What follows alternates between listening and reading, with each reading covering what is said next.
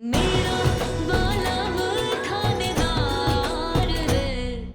मैंने तो इस घर से निकाले जाने के लिए बुरा खाना बनाया था, लेकिन ऐसा कुछ भी नहीं हुआ क्योंकि थानेदार साहब ने पूरा मामला संभाल लिया। वीर, जी। कितनी मासूम है तेरी बिंदनी, इससे अच्छी तो तुझे मिल ही नहीं सके थी। मारे से बहुत बेहतर बींदनी मिल जाती।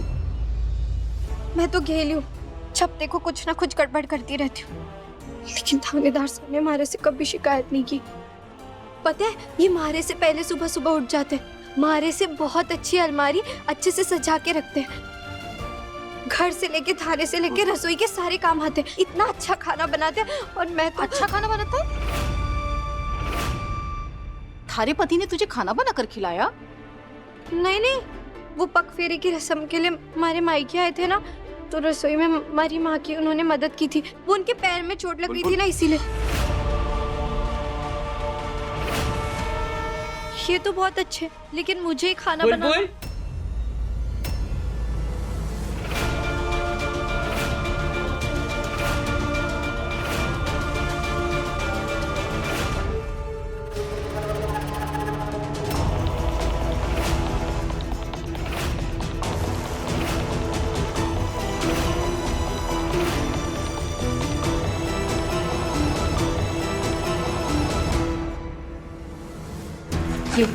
ये इस खाने का बिल है। आपको तो अच्छे से पता है ना कि बुलबुल को किचन का काम बिल्कुल भी नहीं आता है, तो खाना बनाना तो बहुत दूर की बात है।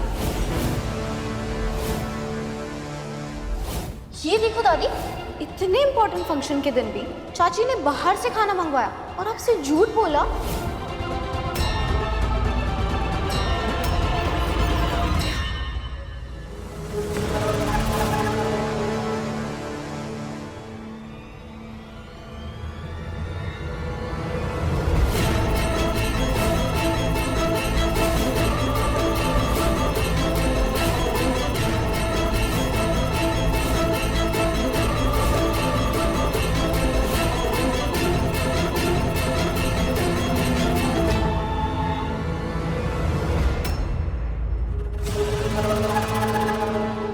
एक बींदनी का नाम उसके सासरे के साथ जुड़ा होता है। सासरे का मान सम्मान इज्जत सब बींदनी के हाथों में होती है। वो चाहे तो समझदारी से सब कुछ संभाल सकती है, और अगर बींदनी चाहे तो झूठ बोलकर धोखा देकर सासरे का नाम मिट्टी में मिला सकती है। और आज यही परीक्षा थी तुम्हारी बुलबुल।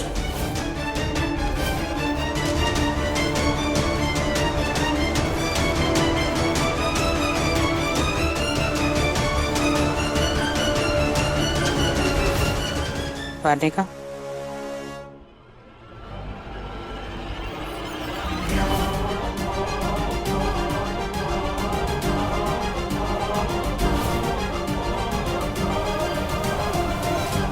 आज तुम्हारी मुंह दिखाई है। तुमने मेहमानों को खुश किया, इसीलिए ये तुम्हारे लिए।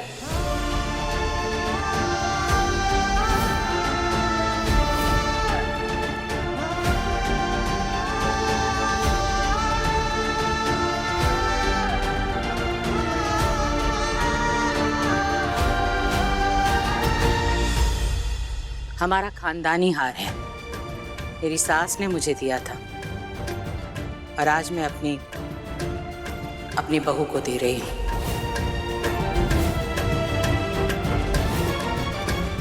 इस हार के साथ इस परिवार की, इस घर की इज्जत, मान मर्यादा सब तुम्हारे हवाले है।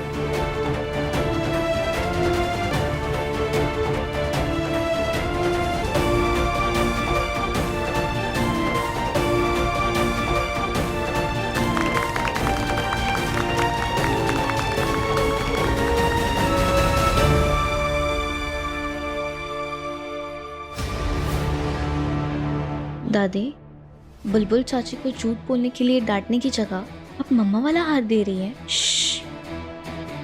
मेहमानों के सामने कोई तमाशा नहीं, घर वालों की बात घर वालों के सामने होगी।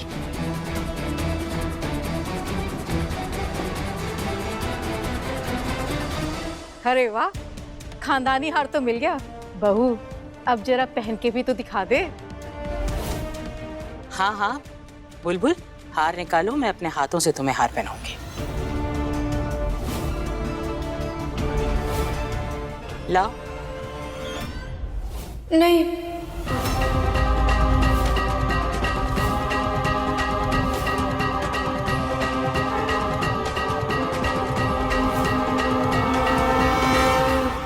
अरे सुलक्षा, बहू को बोलो ना पहन के दिखाए। नहीं, मैं ये हार नहीं पहन सकती। बुलबुल, बुलबुल, क्या बचपन है ये? चुपचाप समधन सा को हार पहनाने थे। चल। माँ, मैं हार नहीं पहन सकती। सबके सामने तो समधन सा की बात काटकर और उनका अपमान करके हमारी परवरिश पर भी दाग लगा रही है। चल पहन।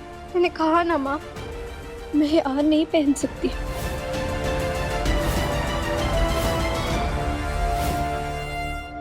ये लड़की खुद अपना बना बनाया काम बिगाड़ती है। आखिर ये चाहती क्या है?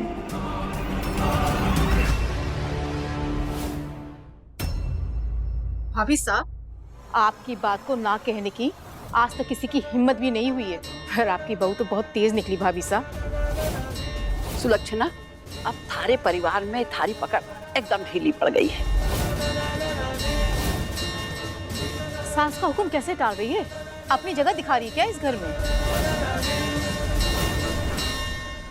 अरे भाभी पहन लो ना, माँ इतने प्यार से बोल रही है तो पहनाने दो, क्या हो गया? कोई और बड़ी बात है, वरना बुलबुल कभी इतने लोगों के सामने माँ की बात ना माने, ऐसा हो ही नहीं सकता। कोई बात नहीं, नहीं पहनना चाहती तो ना सही। पहले से ही बहुत ज्वेलरी पहन रखी है उसने, हो सकता है शायद अनकंफर्टेबल फील कर रही हो। क्या चाचू, बुलबुल चाची कोई फूल कुमारी थोड़ी ना है, बस दादी का हाथ। वर्णिका,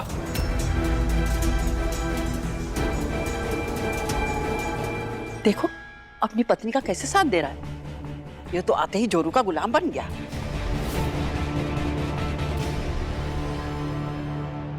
मुंह दिखाई की रस्म तो हो ही गई है। आप लोग यहाँ पधारे उसके लिए बहुत बहुत धन्यवाद। यहाँ आने के लिए, बींदनी को प्यार और आशीर्वाद देने के लिए। घर में और भी काम होंगे ना, बहुत बहुत धन्यवाद।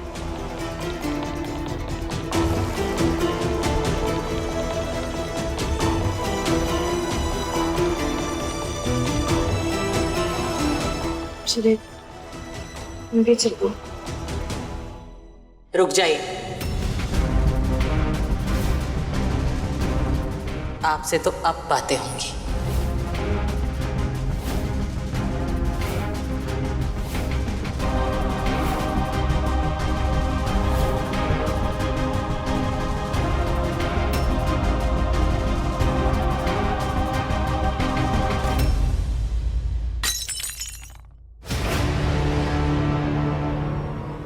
अरे क्या हो गया? क्या तू? अरे एक मिनट, संभल के बेटा, संभल के, ये किसी के चोट तो ना लगी ना? हाँ भोला? भोला को मत बुलाइए। हैं? मैंने गीता को शरबत का ग्लास दिया था, शायद गीता ने ठीक से पकड़ा नहीं, उसके हाथ से ग्लास छूट गया। तो ठीक है भोला। नीचे सारा कांच बिखर गया। अब ये बिखरा हुआ कांच गीता खुद उठाएगी।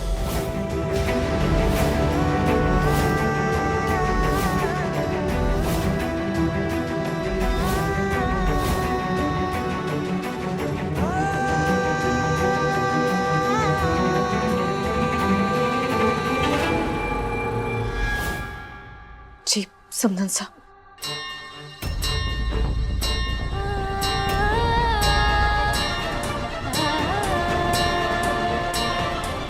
रुकिए, आप रुकिए, बुलबुल रुको। आप रुकिए, उठिए।